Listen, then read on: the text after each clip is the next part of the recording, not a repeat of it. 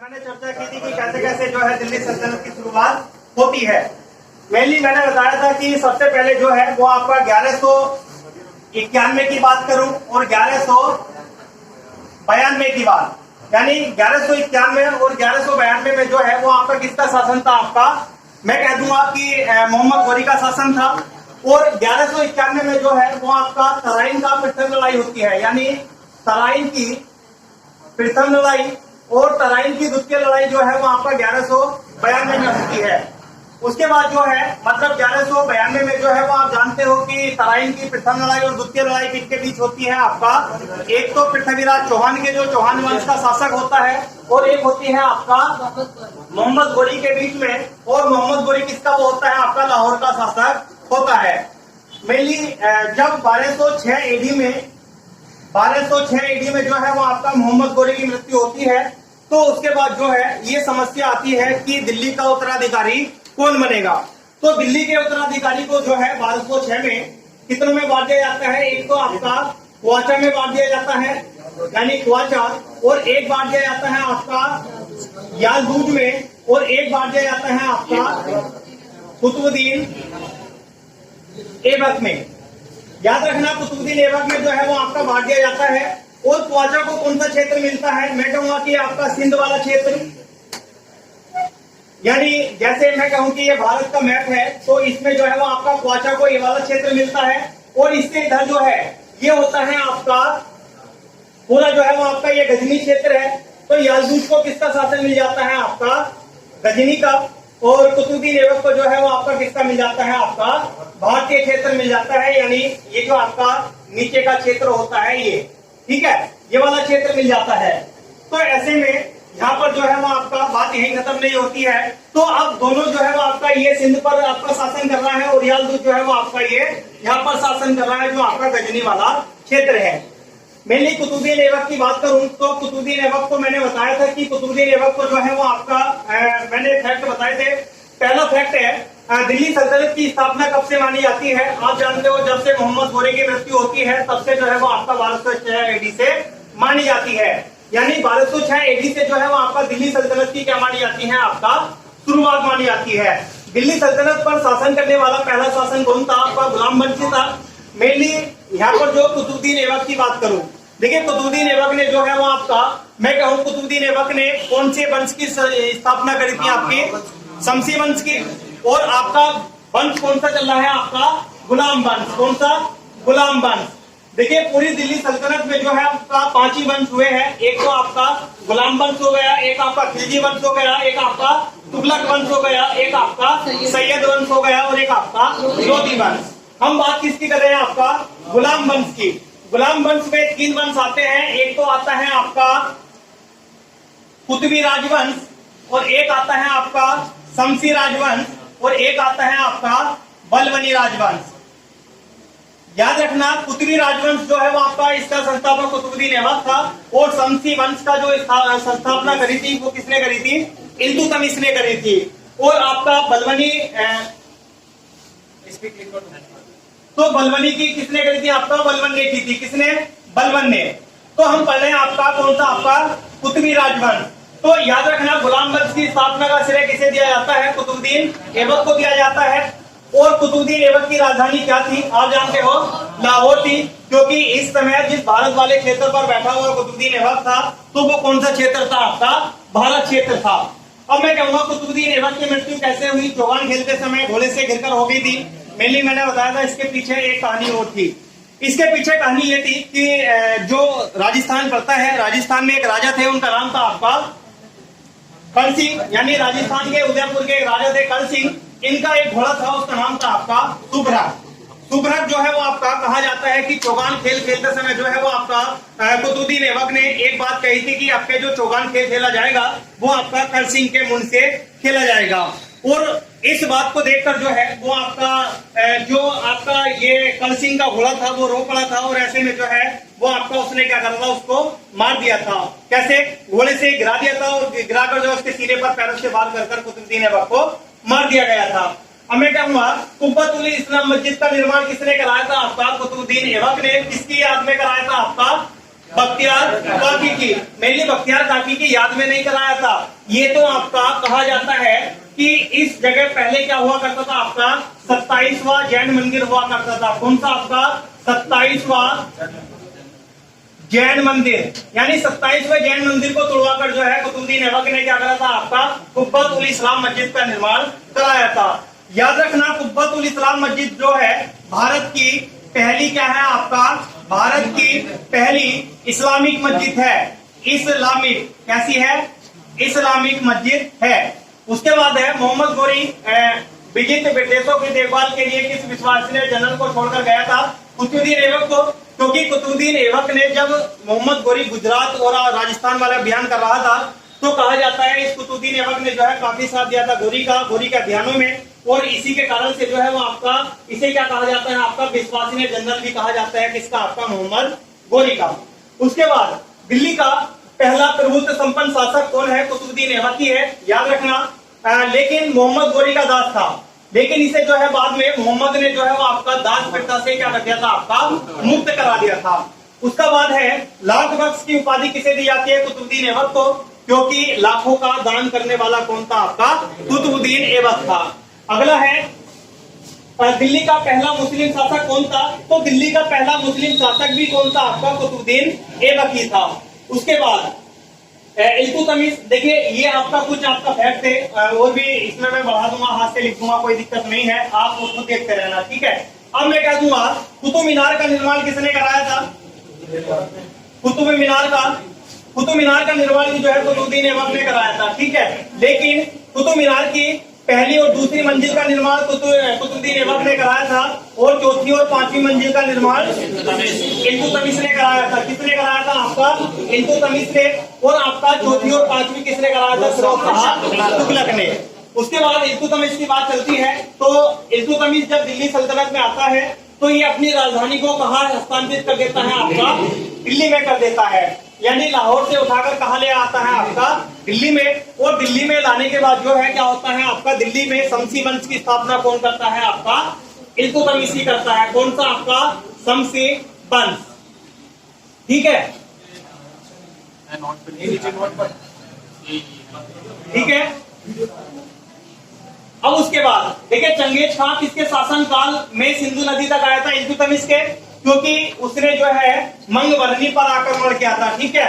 मंगबरनी पर आक्रमण करते करते जो है चंगेज खान कहाँ गया था, आपका सिंधु नदी तक आया था, ठीक है। तो क्वेश्चन मिलेगा कि कहां तक आया था, आपका सिंधु नदी तक, और कौन आया था, आपका चंगेज खान। किसके आक्रमण पर आया था, मंगबरनी के, और मंगबरनी किसके शासनकाल में था, आपका, ठीक है। तो क्वेश्चन पूछा गया किसके शासनकाल में, किसको नहीं, किसके शासनकाल में, तो शासनकाल किसका चल रहा था, इल्तुतमिश के। अब बात आती है रजिया सुल्तान किसकी बेटी थी, इल्तुतमिश की ही थी। उसके बाद इल्तुतमिश ने कहां पर अध्ययन केंद्र की स्थापना की थी, मुल्तान में, क्योंकि ये जो आपका पूरा दिल्ली वाला क्षेत्र था, इसे क्या कहा जाता था, आपका मुल्तानी क्षेत्र कहा जाता था। अगला है कुतुब मीनार किस प्रसिद्ध शासक ने पूरी कराई थी, आपका इसने ही कराई थी, इल्तुतमिश ने। खलीफा से प्रतिष्ठित पत्र मंगवाने और प्राप्त करने वाला प्रथम सुल्तान कौन था, इल्तुतमिश। देखिए खलीफा हुआ करती थी, उस खलीफा का नाम था आपका जोन गप्पा खलीफा। ये जोन गप्पा खलीफा जो है, इससे इसने पत्र को प्राप्त किया था और अपने आप को प्रतिष्ठान मान क्या कर दिया था, आपका साबित कर दिया था। उसके बाद नियमित मुद्रा जारी करने वाला और दिल्ली को अपने साम्राज्य की राजधानी घोषित करने वाला दिल्ली का प्रथम शासक भी कौन था, आपका इल्तुतमिश। इसने याद रखना, इसने दो प्रकार की मुद्रा चलाई थी, एक तो आपका चांदी की और एक आपका तांबे की। चांदी की मुद्रा को क्या कहा गया, आपका टंका कहा गया, और तांबे की जीतल। तो आप कह दोगे दिल्ली सल्तनत में टंका और जीतल चलाने वाला भी कौन था, आपका इल्तुतमिश ही था। उसके बाद चांदी का सिक्का टंका किसने चलवाया था, इल्तुतमिश ने। किस विश्व विरासत स्थल में इल्तुतमिश की कब्र है, तो कुतुब मीनार परिसर में ही है, क्योंकि मैंने बताया था, कल भी बताया था कि कुतुब मीनार जो है ईंटों से बनी हुई विश्व की पहली ऊंची मीनार है, और इसको किसने पूरा करवाया था, आपका इल्तुतमिश ने। और ये अपनी कब्र भी बताई जाती है कि इल्तुतमिश की कब्र कहां पर है, आपका कुतुब मीनार के अंदर ही है, ठीक है। अगला है लोह स्तंभ कहाँ स्थित है, कुतुब मीनार भवन के समूह में ही है, ठीक है। भारत का लोहगढ़ किला सुना होगा आपने, तो वो लोहगढ़ किले की बात नहीं चल रही है, लोह स्तंभ की बात चल रही है। ठीक है, अगला है तुर्कान ए चहलगानी या तुर्क ए 40 का गठन किसने किया था? इल्तुतमिश ने। मेनली इस तुर्कान ए चहलगानी में क्या होता था आपका? 40 तुर्क सरदारों का दल था, सरदारों का दल था। उसके बाद कुतुब मीनार की ऊंचाई कितनी है? 7.1 मीटर है। ठीक है, उसके बाद एकता प्रथा किसने शुरू की थी? इल्तुतमिश ने। देखिए एकता प्रथा क्या थी? एकता प्रथा का मतलब है कि जैसे मान के चलिए मैं कोई यहाँ पर काम कर रहा हूँ, यानी यहाँ पर पढ़ा रहा हूँ, पैसा लूंगा, तो ऐसे में अगर मैं यहाँ पैसे की जगह भूमि लेना शुरू कर दूं, यानी मैं पैसा नहीं ले रहा, मुझे यहाँ पर भूमि दिलवा दीजिए, मुझे ये दिलवा दीजिए, ठीक है, तो वो क्या होती है? आपका एकता प्रथा होती है, यानी भूमि के पैसों के बदले क्या लिया जाए? भूमि ली जाए, तो इसे कहा जाता है आपका एकता प्रथा। अगला है देखिए रजिया। चलिए रजिया तक हम पहुंच गए थे, रजिया को मैं समझा देता हूं कि रजिया कैसे कैसे बनी थी। देखिए रजिया की अगर मैं बात करूं तो याद रखना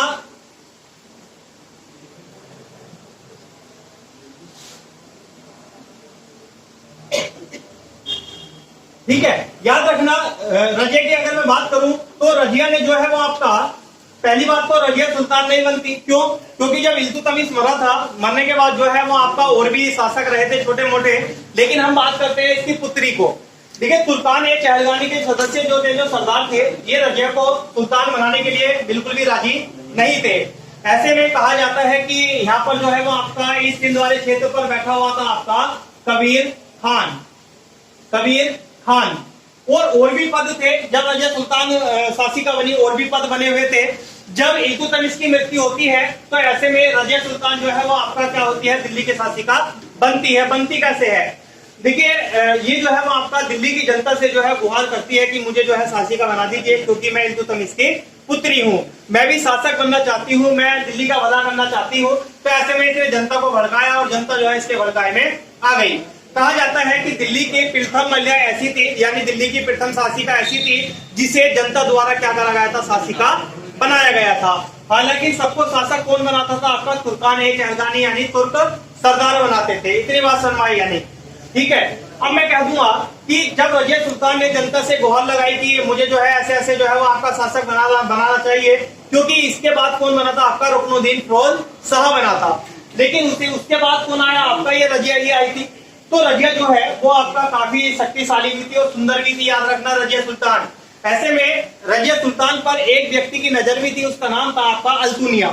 मेनली अल्तुनिया कौन था? इसका ही समय का एक क्या था? आपका एक मैं कह दूंगा पद पर नियंत्रित था। ठीक है, अब जब रजिया जो है वो आपका जनता के द्वारा जो है वो आपका शासिका बनती है, तो सबसे पहले क्या काम करती है? ये दिल्ली है, ठीक है। मैं कहूंगा इसने 3 इक्तादारों को नियुक्त करा, इसने हटाए नहीं इक्तादारी, इसने 3 इक्तादारी को क्या करा? आपका नियुक्त किया।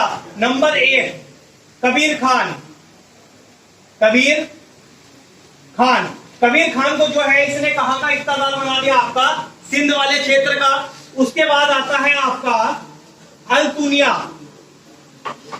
अल्तुनिया को कहां का बना दिया? आपका इस गजनी वाले क्षेत्र का। और एक आता है आपका एतगीन, इसको कहां का बना दिया? आपका बदायूं का, ठीक है। यानी इसको बना दिया सिंध वाले क्षेत्र का। अल्तुनिया को कहां का बना दिया? आपका गजनी वाले क्षेत्र का। और एतगीन को कहां का बना दिया? आपका कहां का? बदायूं का, ठीक है। बदायूं का बनाने के बाद जो है अब ये अपनी अपनी जगह पर नियंत्रित हो गए, ठीक है। एक पद और बनाया था इसने, उसका नाम है आपका आमिर ए आखुर, आमिर ए आखुर। देखिए आमिर ए आखुर के पद पर जो है इसने किसको कर दिया? आपका किसको? याकूत को किया था, यानी जमालुद्दीन याकूत को, यानी जमालुद्दीन याकूत को जो है इसने किसमें कर दिया? आमिर ए आखुर का पद दे दिया।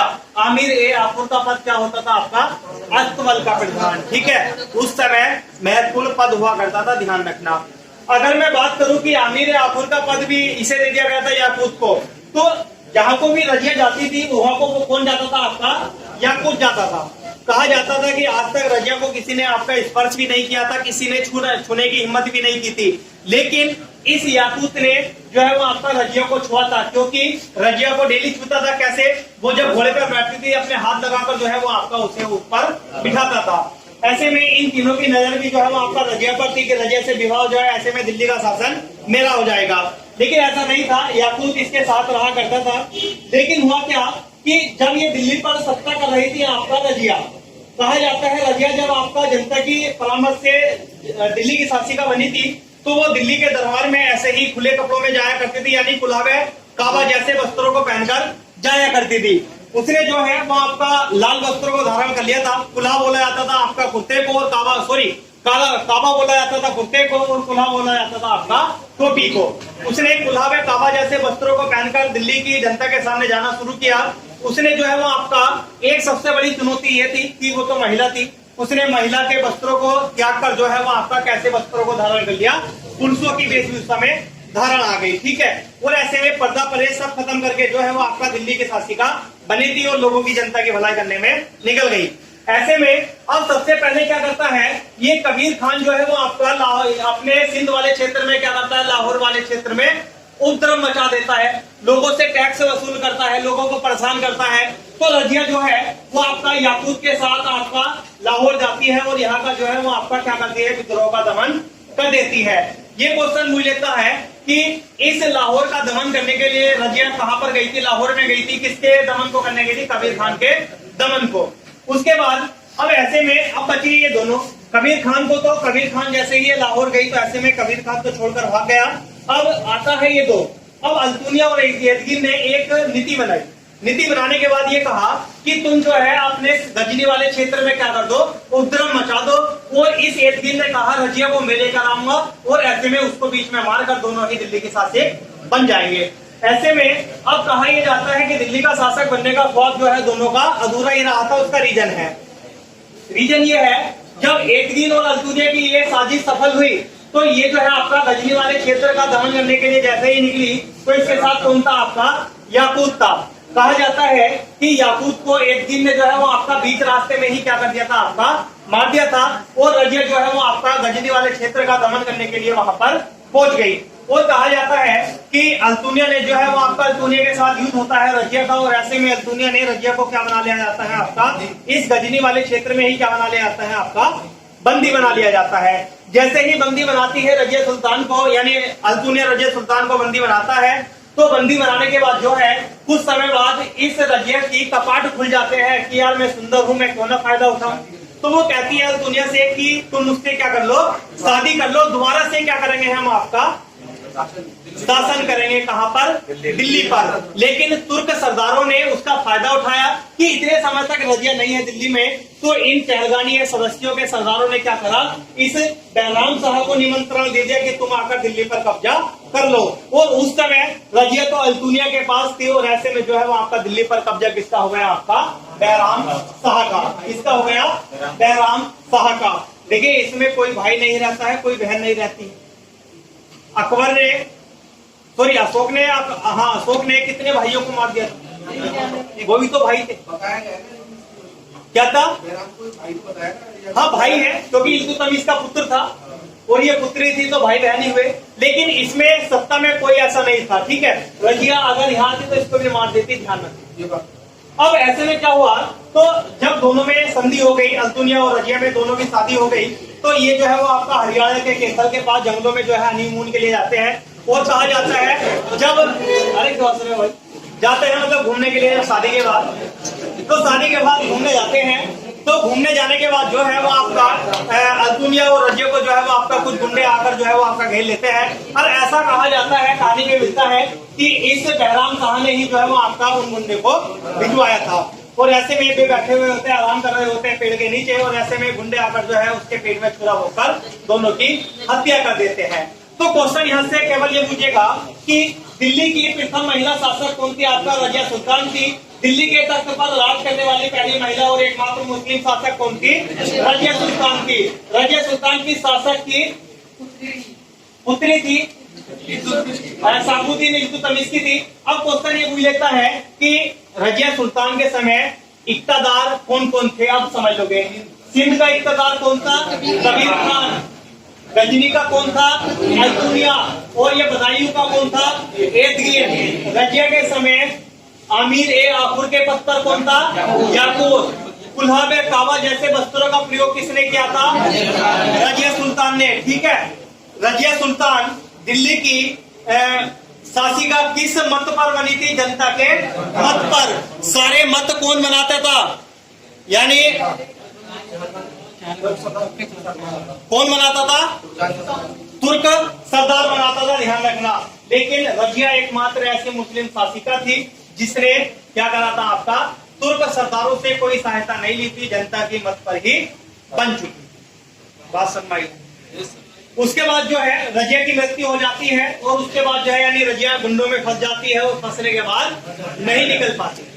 रजिया का लालच ही तो मार के ले गए भाई इसको। रजिया का लालच ये था कि मैं फिर से इस अल्तुनिया के साथ मिलकर दिल्ली पर कब्जा कर लूंगी। दिल्ली जाती है, ऐसी बात नहीं, अल्तुनिया और रजिया दिल्ली जाती है, लेकिन उस समय ये उसका भैया बैठा होता है। ठीक है, भैया को कैसे छुए? दामाद के साथ आती, मतलब हस्बैंड के साथ आती है और भैया को देखकर चली जाती है। तो दोनों रणनीति बताते हैं कि भैया को मार देंगे और हम शासक बन जाएंगे, लेकिन ऐसा नहीं होता है क्योंकि इसका साथ कौन दे रहे थे? 40 तुर्क सरदार दे रहे थे। उसके बाद आता है आपका बैराम शाह। किसके समय पहला मंगोल आक्रमण हुआ था? बैराम शाह के समय हुआ था। ध्यान रखना, किसने करा था? आपका चंगेज खान ने। अच्छा, एक बात और याद रखना, ये जो इसने एक पद बनाया था इल्तुतमिश ने, तुर्कान ए चहलगानी पद, इसमें जो 40 सरदार थे ना, इसमें एक सरदार बलबन भी था। यानी बलबन भी क्या था? इसमें एक सरदार था। उसके बाद जो है नसरुद्दीन मोहम्मद शाह आता है। तो एक अच्छा सुलेख कौन करता था? नसरुद्दीन मोहम्मद शाह। और कुरान की आयतों की नकल कौन करता था? आपका नसरुद्दीन मोहम्मद शाह। ये क्वेश्चन पूछा गया है कि दिल्ली सल्तनत में कौन सा शासक कुरान की आयतों की नकल किया करता था? तो कौन सा? आपका नसरुद्दीन मोहम्मद शाह। तो उसके बाद नसरुद्दीन मोहम्मद शाह के बाद कौन आता है? आपका बलबन। ठीक है, और बलबन के आने के बाद दिल्ली के अंदर किसकी शुरुआत होती है? आपका शमसी वंश की होती है। सॉरी, बलबनी वंश की होगी भाई, बलबनी वंश। अब नसरुद्दीन महमूद शाह के बाद जो है कौन आ जाता है? आपका बलबन। और दिल्ली की सत्ता किसकी होती है? आपका बलबन के हाथों में होती है। और ऐसे में जो है वो आपका बलबन को बलबनी राजवंश का संस्थापक माना जाता है। बाकी चर्चा कल करेंगे। तुम्हारी भी वीडियो बना लूं थोड़ी सी, ठीक है? अच्छा, तुम खड़े हो गए, मैं सो रहा पता नहीं।